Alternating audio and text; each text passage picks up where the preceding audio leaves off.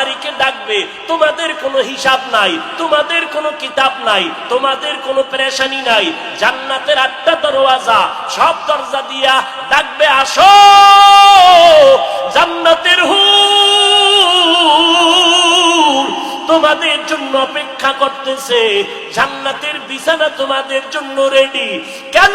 তুই সূর্যের গরম যেন না লাগে, কারণ সূর্যের গরম লাগলে মাথার মগজগুলো টাস টাস করে ফেটে যাবে, একটা সেকেন্ডের আযাব সইতে পারবা না।